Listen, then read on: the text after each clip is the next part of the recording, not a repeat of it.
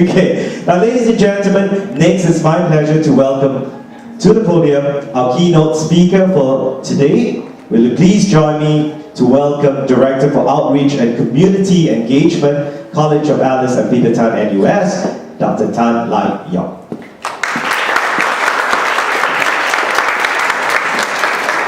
Good morning, thank you for having me. In case of fire or boredom, you can run. Okay, we go right in, it's interactive all the way. Right. Okay, thank you. We don't need. Can we have the PowerPoint slides? Yeah.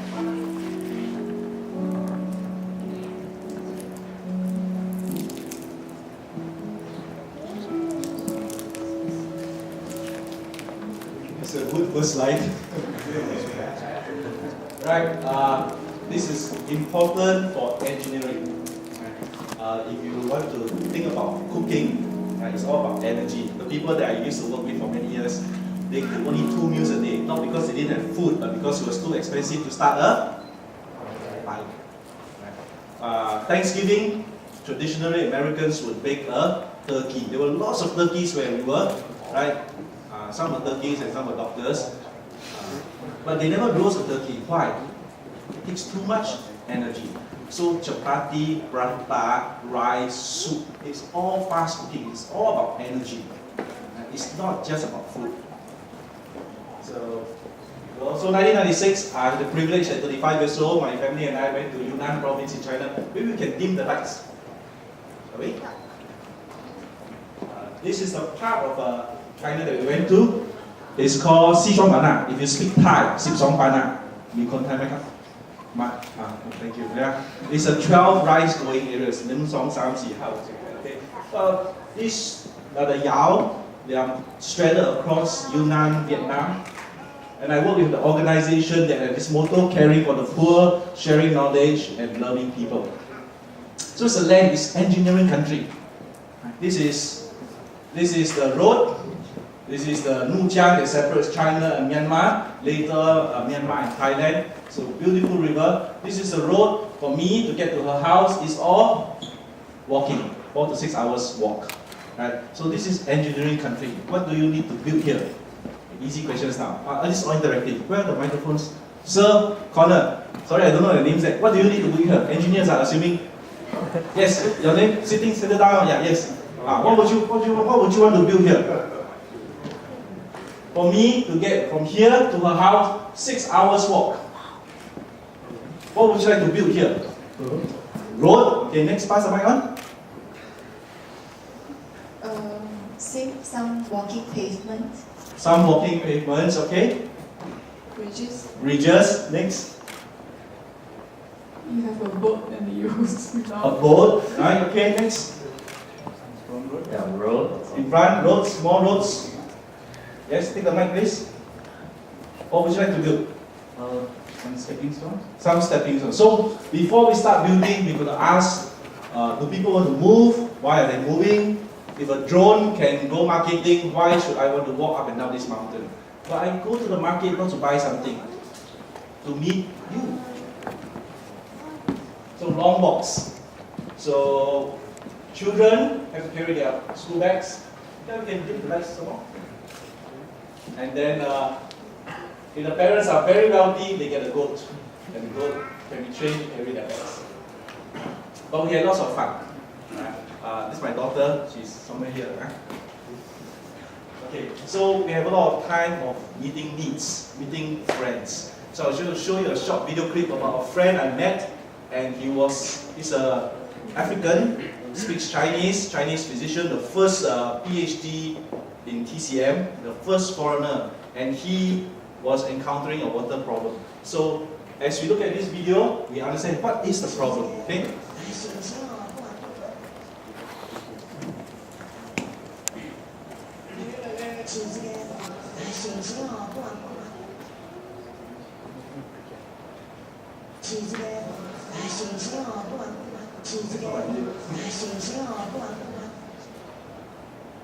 Are we online?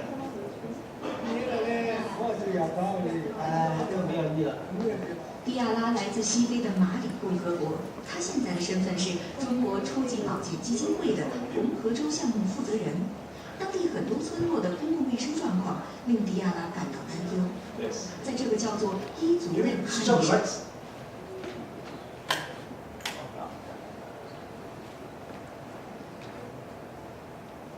这个信息哦，不管 Go to 1 minute, go forward.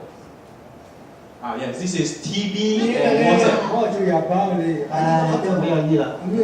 迪亚拉来自西非的马里共和国，他现在的身份是中国初级保健基金会的红河州项目负责人。当地很多村落的公共卫生状况令迪亚拉感到担忧。在这个叫做伊族的哈尼山寨，情况更为突出。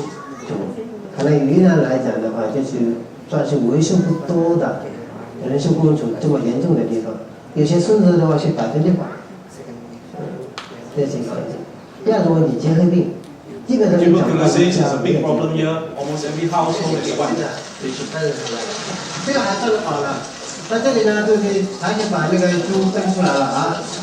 最少呢，他们能够有一个干净的饮用水。What they really need is water, 没有 clean 水 water. 真的谈不上健康了。 If you don't have 这 water, 个水 you 线你 cannot 看下 hygiene. 边是这么高，下边也是比我还高，下面是3米，地下堵坏了。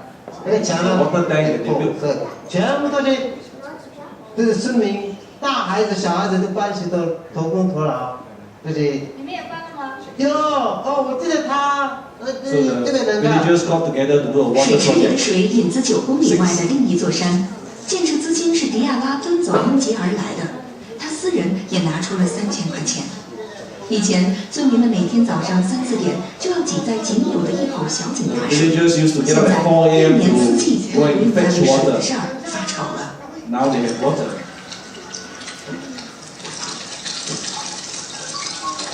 海洋啊，真正的山泉啊。 Fresh spring. Okay, let's go back to the PowerPoint, please. So I met interesting people like that, very clever, multilingual. He speaks French, Russian, and whenever I need to learn some Chinese, I ask him. We don't need the lights. Okay. So next. What was the problem just now? The problem was water. Do we see it? And just now we asked what we wanted to build. I think part of the work that we need to do is to remain curious and to really go in and see what's inside. Take time to understand. I think as Singaporeans, we are very project-based. People ask me, can you do this in January 2015? I'm still planning for July 2014. What's the hurry? Okay, so water supply, right?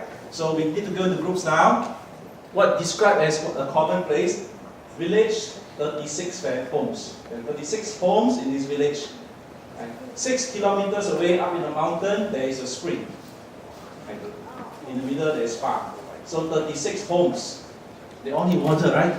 But do they need water the whole day?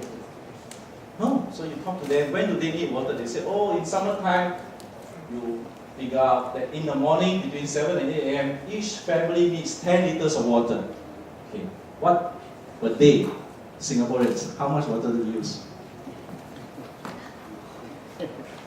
Yes, pass the mic now. Per person. Answer then pass. Per person, not sure, okay? Per capita, usage of water per day, Singapore. Sorry? Don't know. Next one? 3 buckets of water. Ini lah, cannot say bucket, 3 buckets of water. Sorry? 135 liter. This one. Okay lah, stop lah.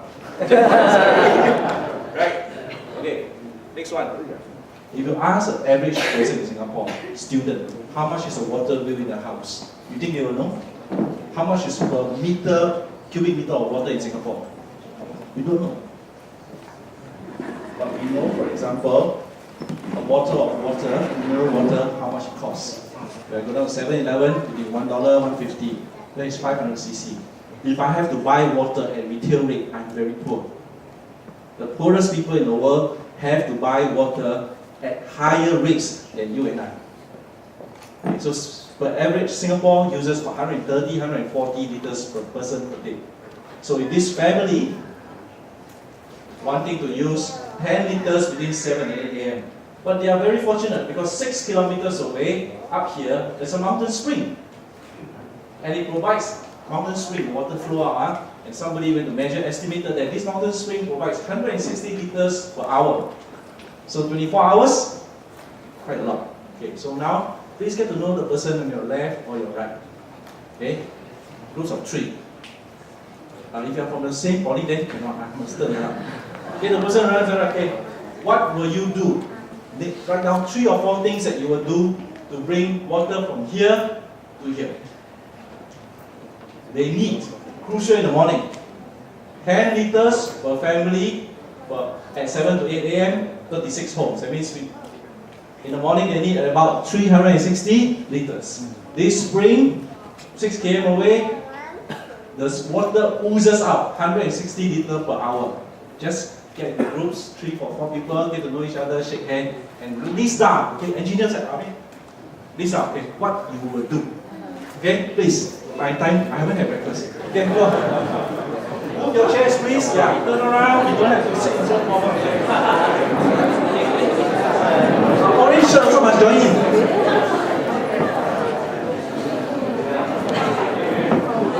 Okay. That is okay, I need help. Okay, as I ask questions, some of us are visual learners. That's great.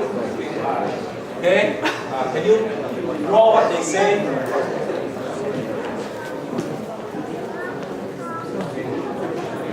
Okay, draw what the responses are.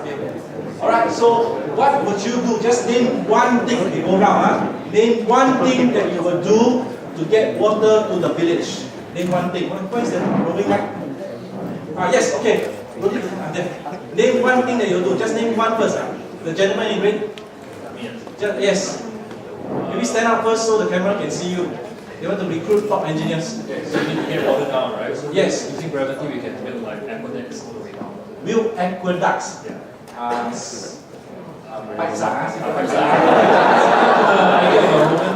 So we want to bring the water down.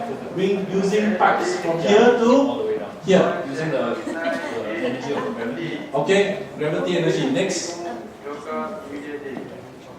Yes, next. Maybe say your name, yeah. Hi, I'm Serene. Serene, yes? Yes. Okay, so I guess you said part of it, and the other part of it I would discuss was also to create some tanks for storage of water. Some tanks. Where should the tank be? At the bottom, yes. Either, yeah. Top, bottom. Both. Both. Wow. Okay. So both. Draw picture. Don't write words. All right. Okay. That's a different thing. Okay. You draw picture. You write words. Okay. So we all cover all the different learners, right? Build tanks. Okay. Top and bottom. Next. Probably build a reservoir. Your name, sir? My name is Arvind. Arvind. Yeah. Then next, what would you do? Build a reservoir and overhead tanks. Overhead tanks. Supply tank. You know that this supply tank somewhere, where? Probably keep one on the top and one on the bottom. Okay. So next question. Okay. So generally we have the basic principle, right? Okay. Next question, technical question. How big should the tanks be? Think about it. How big should the tanks be? But then we learn from child. Okay, let's say there's water, right? So what will they do to solve the problem? We say together. Okay, 1, 2, 3. Jack and Jill went up the hill to fetch a pail of water. Then Jack fell down and broke his crown, and Jim and Jill came tumbling down. That's why we need engineers, because everyday carry cannot. Right, very profound. So from small we learned that when we had no water in Sichuan Bana, I went to collect water. There was water, one long line, everybody lined up. Only one problem, I was the only man. The rest all women. They asked me, you got no wife? I said, I got wife, but my wife don't have to carry water one. I said, oh, you poor thing, you. Okay. So, how big should the storage tank be? We start from this side. Yes, in blue. For the size of the family that you did, for them can last for 5 days. Last for 5 days. Yeah, let's say if there's water shortage, they can still last for. So 360 times 5. Around there. Around that. So you think 5 days is important, okay? In front, how big should the water storage tank be? Personally, about 3 days. Yeah, 3 days. 3 days to 5 days, okay? So there was a school in Singapore that visited me, quite an affluent school. So I asked them, yes, I want to build storage tank. Okay, dy by dx, you all calculate, right? How much water should come in, how much water should go out. You all learn maths, right? You see, you all do all the math, right? Then I said, how big should the water tank be? He said, as big as possible lah, doctor. I said, who pay? Your father. He said, yeah. Okay, what school was he quite from? You Singapore school ah? I said, your father pay. Yeah, okay. So this tank, so we built a tank here and pipes and a tank down. Next question. So the tank here needed a pipe going up, outlet, right? Should the outlet be top, middle, or bottom? Outlet pipe. So you build a tank here. Okay, let's draw a tank here. Draw a tank here, right? Can you see this tank? Should the outlet pipe be top, bottom, or middle? 1, 2, 3. Huh?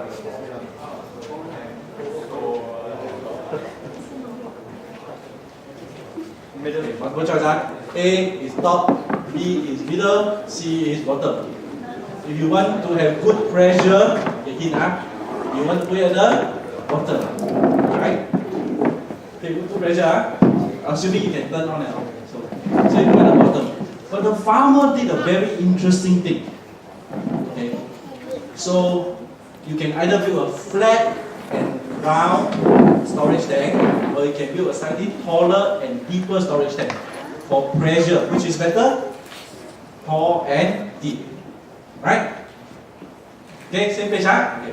Then the farmer came and he put the outlet pipe. He looked at the tall and he looked. Then he put the outlet pipe somewhere at the knee level. I go back to my slide, huh?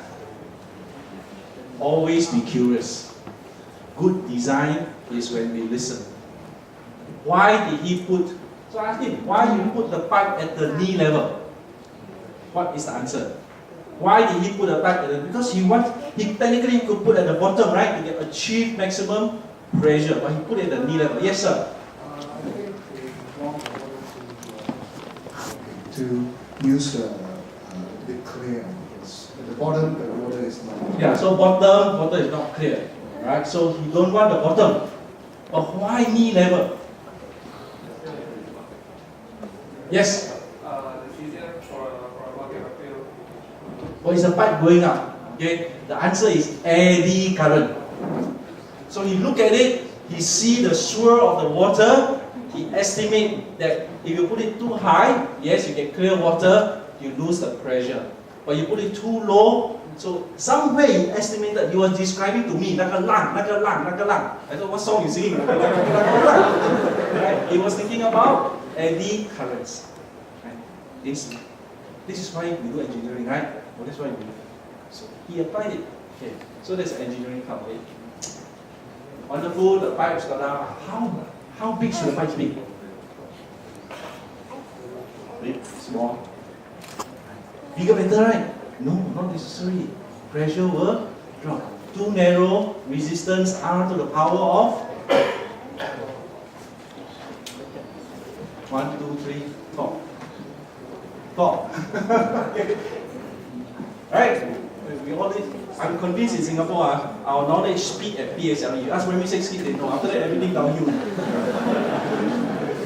Right? So you put the pipes here, and you're going to calculate. Now one problem. The farmer here is from one tribe. These villagers from another tribe. The farmer say, sorry, the pipes cannot pass through my land. How? Share. 4, 5, right? Government action, attack, exterminate, and all through history. If you read Alvin Toffler, he said the next world war will be over water. then it's scary. One farmer will say, sorry, you can't hold my land, what do you want to do? I just want to show you that when we go in, there's this great TED talk when an NGO admits failure. Actually, my temptation today was just show you the laptop incident. If you go back, I hope you load it on your link. When an NGO admits failure, Engineers Without Borders Canada, and he talks about these issues. What happens when the gravity-fed water supply system that the Canadian EWB built failed, and then he discovered that 500 meters away, 10 years ago, the Americans built the same system. Why? Human factors come in. How do we then persuade, cajole, collaborate to bring the water from here to here? How straight should the pipes be? How deeply should we bury it? What kind of pipes? What size? Where do we allow? I didn't know all this. Even if the pipe is solidly filled with water, there will still be gas. Dissolved gas will bubble out. There need to be some air escape somewhere. Where should they be placed? So all these things come in, and it's exciting. Right? But it's more than water. So you see this village, right? I will describe that. 36 homes, farm. This is barren soil, hills, and one spring. Then you must imagine. The next thing is really imagination. First we start with technical knowledge, then we start with human collaboration. Then you must imagine what will happen or what should happen to this village if there is good water. Name one more thing that will happen. Name some things that will happen if this village had good water. Sorry? Sorry, I can't. Go ahead. Better health. Alright? Better health, less diarrhea. Sir? Better vegetation.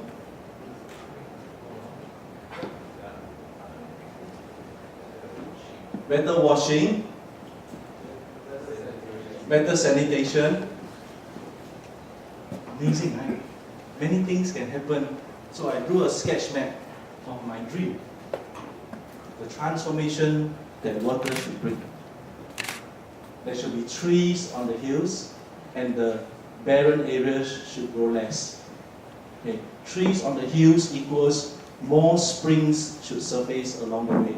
More springs surfacing means my farmer who was not so friendly will now become friendly. The 36 homes, 6 km away, they should have more vegetation.